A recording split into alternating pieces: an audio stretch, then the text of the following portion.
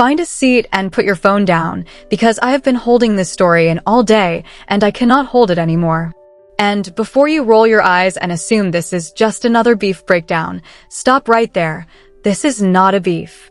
It is not a rap war. This is not two grown men arguing over who has the shinier chain. What is unfolding in front of the entire culture right now is a demolition. A slow, patient, almost beautiful demolition of a brand that took nearly 20 years to construct. And the man holding the remote control has been waiting for this exact opening for a very long time. Now let me be upfront, a lot of what is circulating tonight is alleged. Some of it is reported. Some of it is rumor wearing a screenshot costume. But here is the part that should scare you. In this story, even the rumors are doing damage. That is the whole point. So sit tight and let me lay out the receipts in order, because by the time I am done, you will see the pattern nobody else in this conversation is seeing. And once you see it, you cannot unsee it. Now, first of all, let me fill in the blanks for anybody who just woke up from a nap. Rick Ross dropped a new album, teased for months, stacked with more than 20 featured artists. He promised it would be the defining statement of his late career and hyped it in every interview, every story, every one of those signature Miami monologues he loves so much. The anticipation was real, the rollout was loud, and then the first week numbers hit the tracking services, and baby, the internet went absolutely ballistic. The reported figure landed around 22,000 units. Higher or lower, the punchline was already written the second the data hit the feed. 22,000 first week for a man whose entire mythology is built on being the biggest boss this genre has ever produced. Do you understand how catastrophic that looks? Because I do, and I am just sitting here watching. And who is waiting in the shadows, popcorn ready, caption app charged? You already know. 50 Cent. Now, here's the thing everybody keeps forgetting about this man. He does not waste time. Within hours of those numbers going live, the memes were everywhere. Within a day, the reaction channels were dropping videos. Within a week, Rick Ross was trending for reasons that had nothing to do with the music. That is the first layer of the pattern, so watch it closely, because it repeats. He does not attack the thing. He attacks the frame around the thing. He did not go after one single bar on that album. He did not review those 20 features. He went after the image, the flex, the lifestyle, the brand.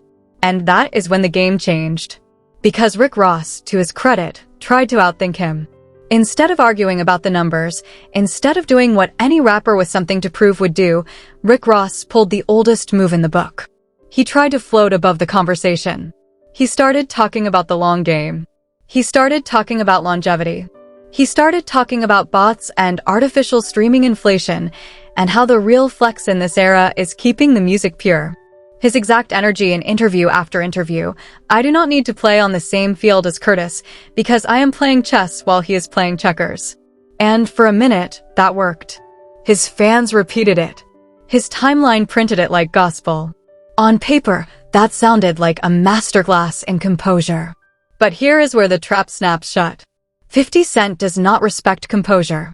50 Cent weaponizes composure.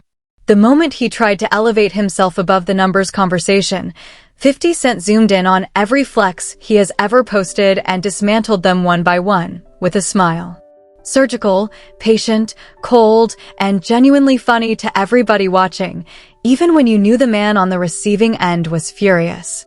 The chicken wings got roasted, the car show got ridiculed, the features got mocked. And right when everybody thought the trolling had peaked, that is exactly when the mansion walked into the room. And this is the part that made my jaw hit the floor.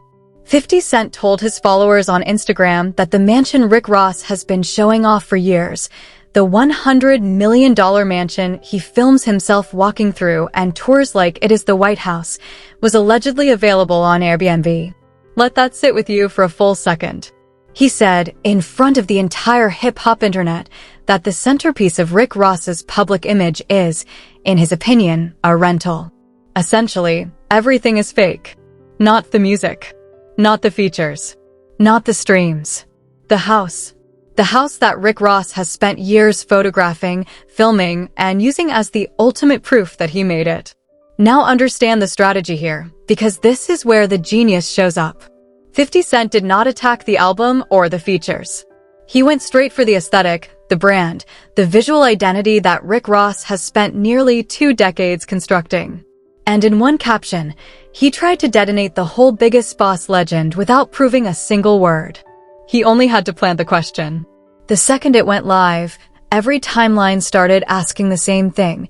If the mansion is a rental, what else is a rental? What does the palm tree in the front yard even mean?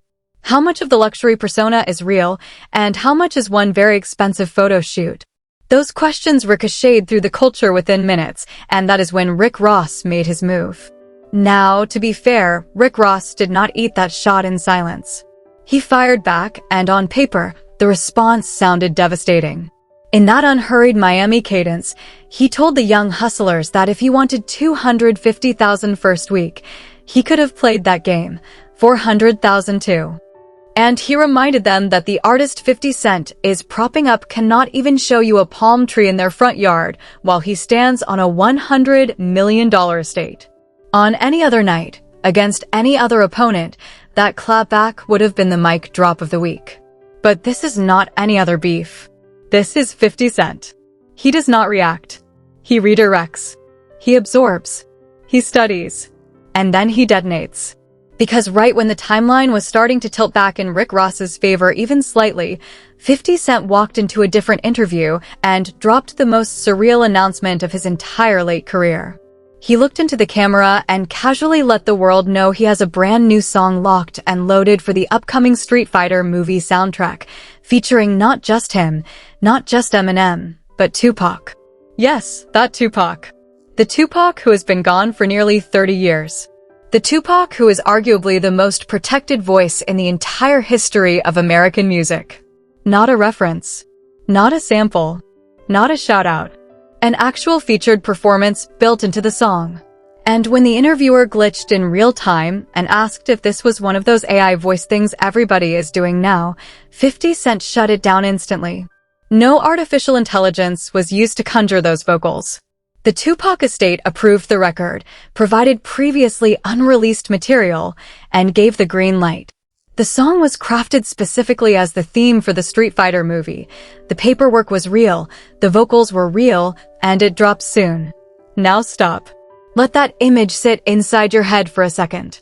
50 Cent Eminem. Tupac. On one record for a Street Fighter movie. If it lands the way he is teeing it up, we are talking about a cultural earthquake. Radio would play it. Streaming would rotate it. TikTok would soundtrack every fight scene edit with it. Kids who have never heard a Tupac verse in their lives would hear one for the first time and think it was brand new. That is not marketing. That is generational impact. And that brings us right back to Rick Ross, because the second that announcement started spreading, he could have played it 100 different ways, stayed silent, congratulated the collaboration, simply let the news breathe. Instead, he grabbed his phone, opened Instagram, and threw what he thought was a haymaker. According to the clips circulating, he mocked the collaboration. He said, Curtis is about to release new music with Eminem and Tupac. And then he told the internet, Pac been dead 30 years, let the man rest in peace. He mocked Eminem in the same breath, telling Curtis to put those G-Unit sneakers out, let them flop, and go do a Tony Yayo remix, baby. He laughed. He smirked. He filmed it in that relaxed Miami style that fans now call his signature. And if you slow that clip down and study Rick Ross's face, you can see the confidence, the certainty that he had just landed a knockout. But do you see the problem? He did not attack the music. He did not attack the collaboration. He did not attack the estate approval, the timing, or the rollout. Rick Ross attacked the concept itself, a legacy artist being featured on a modern record. And if we are being honest with each other, that is a swing that lands on absolutely no one. It does not land on 50 Cent because he did not make that decision alone. It does not land on the estate because the estate has every legal right to approve the record. And it does not land on the culture because the culture is going to press play the second that song drops, whether he approves or not. Now let me pause, because there is a detail everybody is missing, and it changes the whole temperature of this beef. The Tupac estate has been extremely selective about which projects get access to unreleased material. His mother, before her passing, and the structure that followed her, have famously been protective. So if the estate really did clear this record, that is not just a green light. That is a coronation. An anointment. And Rick Ross, in trying to shame 50 Cent for making the record, essentially found himself shaming the estate for approving it. That is not a shot at him. That is a shot at the carefully constructed legacy infrastructure around Tupac himself, a shot most hip-hop veterans would never take. You do not, under any circumstances, casually swing at the Shakur family in a public feud, especially not while the entire internet is watching. And watch what happened next, because this is the choreography perfected over 20 years. The moment Rick Ross posted that comment, the moment the culture started debating whether the record should even exist, 50 Cent did what he always does. He pivoted. He did not defend the record. He did not explain the paperwork. He picked up a completely different weapon and swung it right back at the mansion. Right after Rick Ross ran his mouth about Pac, 50 Cent doubled down on the Airbnb angle. He essentially said, "Look at this fool having an open house, talking about a $100 million mansion, while the property is allegedly listed on Airbnb." The internet went into full detective mode. Threads popped up, screenshots circulated, people tagged real estate agents. Some insisted the property really was a short-term rental, others insisted it was Rick Ross's actual home. Nobody could prove or disprove it in the moment, and nobody needed to, because the damage had already been done. And that has always been the point. He does not need to prove anything. He only needs to introduce doubt. Once the doubt is planted, once the seed is watered, the entire persona starts leaking oxygen. Every future flex now carries a footnote. Every future mansion post carries a whisper. Every future luxury photo carries a comment section full of Airbnb jokes. But hold on, because there is one more layer to this thing, one that almost nobody is talking about, and it changes the register of the entire beef. Inside that same wave of trolling, 50 Cent slipped in the most cutting piece of context in the whole saga. According to the chatter, 50 Cent reminded the culture that Rick Ross had recently, in his opinion, thrown a black woman under the bus. He called Rick Ross out for allegedly making excuses about why he was kicked off certain shows, implying he put the blame on the creator of those shows. He said, "Be loyal to the black woman the way you are to Eminem. She gave you essentially 3,500 episodes of opportunity. The shows were her shows, the concepts were her concepts, and yet, in his version, Rick Ross used a black woman as the fall guy while draping himself in loyalty to a white superstar." Now, that is not a beef punchline. That is character assassination dressed up in cousin talk. It reshapes how an entire generation interprets every future move he makes. And this is where you can feel him shifting registers, because up until that moment, most of the trolling was punchline energy. Chicken wings, car shows, Airbnb mansions, all of it deniable. But that loyalty line is different. It has moral weight. It has consequences. And Rick Ross, up to this moment, has not delivered a real answer to it. He deflected. He pivoted. He talked about the long game. He talked about bots. He talked about anything except that line. And in a moment like this, silence reads as confirmation, whether it should or not. Now, I know the sneakers sound like a joke, but they're actually part of this thing, because part of Rick Ross's counter energy has been attacking the G-Unit sneaker rollout. According to the clips, Rick Ross said those G-Unit sneakers are going to end up at Costco, that he prefers the Lloyd Banks version, and that the members of G-Unit outside of 50 Cent and Lloyd Banks do not even have real sneaker deals. Then, because Rick Ross is Rick Ross, he jabbed that with the Freeway documentary dead, 50 Cent can now focus on the sneakers. Now, when you zoom out, what Rick Ross is doing there is fascinating, because he is trying to fight 50 Cent on the entrepreneurial battlefield. And historically, that is a battlefield 50 Cent has completely dominated. Vitamin water, Effin' vodka, Sire spirits, power, BMF, ghost, book publishing, podcast networks, boxing promotion. The business receipts are a case study for business schools. So when Rick Ross pokes at the sneaker line, he is picking the one fight he is least likely to win. It is like challenging a shark to a race in its own ocean. Every exchange, if you chart it, is 50 Cent trading up. He is not defending the same ground. He is escalating the stakes with every response, turning every round into a bigger stage than the one before. That is not luck. That is design. But here is where it flips one more time, and let me be clear, what I am about to say is unverified. Speculation. Culture chatter, not confirmed reporting. There are whispers right now that the Street Fighter record, if it actually delivers what 50 Cent is teasing, may be previewed at a major event in the coming weeks. And if that turns out to be true, the timing of Rick Ross's pat comment could not have been worse. The moment that preview drops, the moment fans hear a real Tupac verse beside a real Eminem verse, the mansion debate dies. The album sales debate dies. The long game monologue dies. Because that record, if it lands, would be a generational event. And Rick Ross, on his own timeline, on his own volition, has already publicly criticized it.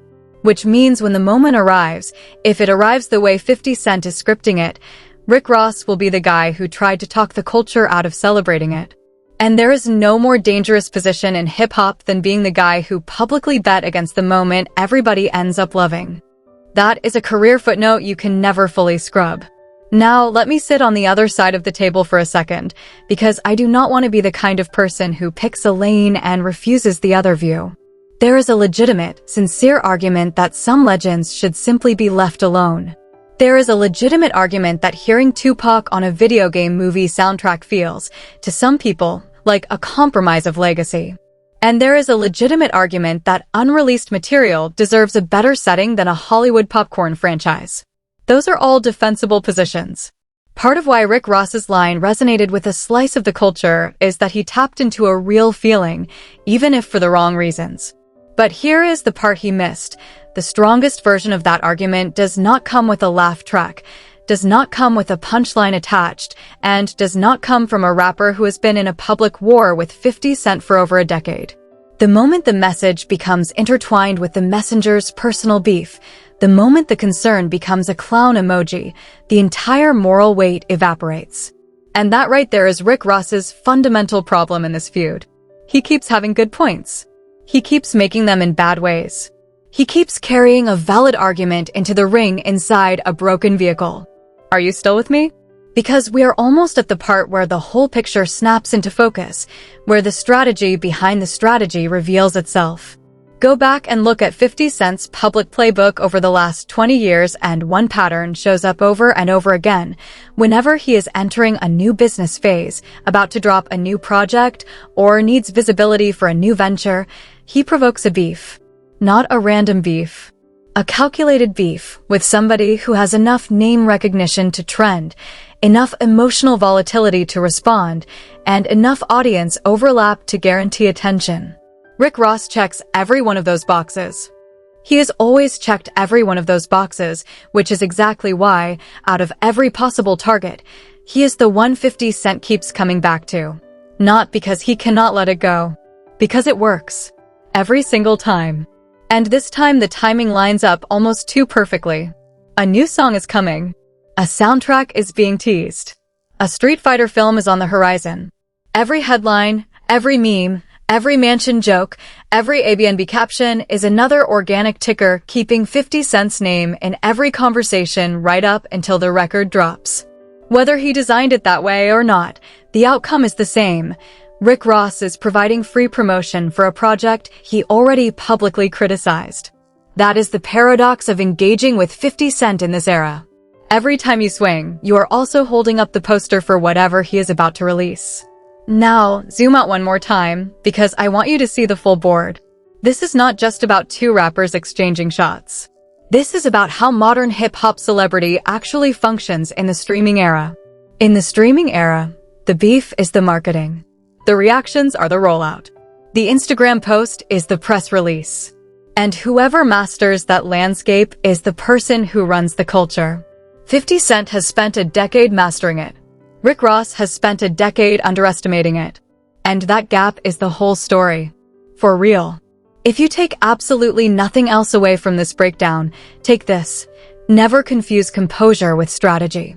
Rick Ross has composure. He has cadence. He has that relaxed Miami boss aesthetic that reads like power in a photo. But composure without strategy is just posture, and you cannot posture your way past 50 Cent. He will find the crack. He will find the seam. He will find the mansion listing. He will find the loyalty gap. He will find the Tupac angle.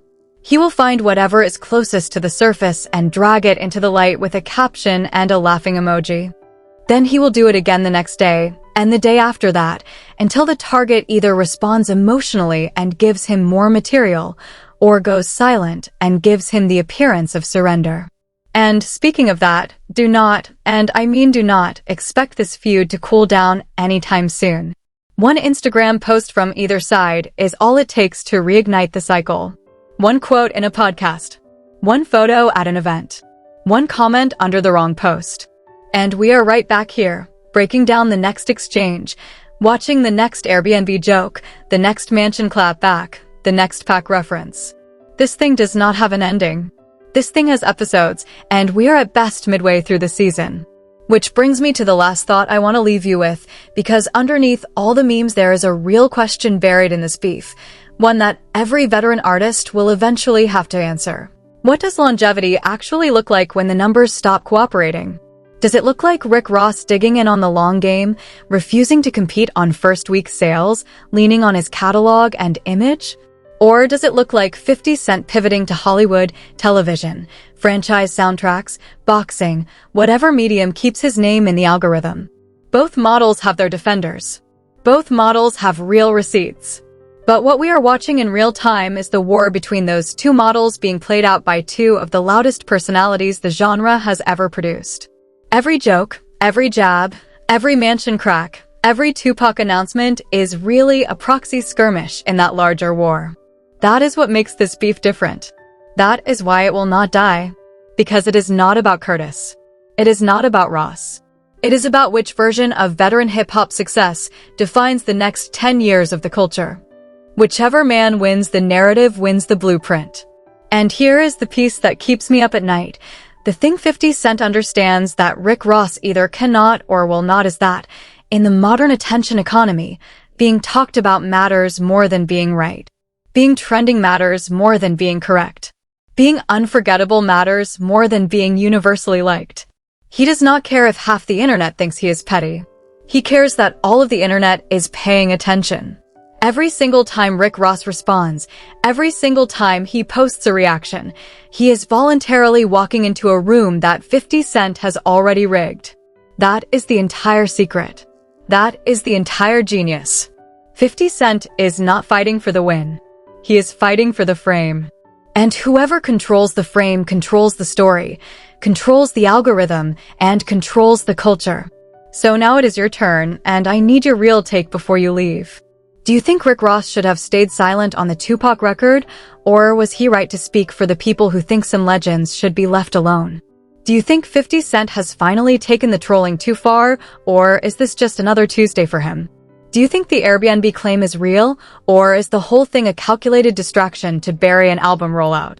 Do you believe that Tupacverse is actually going to see the light of day, or is the estate quietly going to pull the plug the moment the culture pushes back too hard?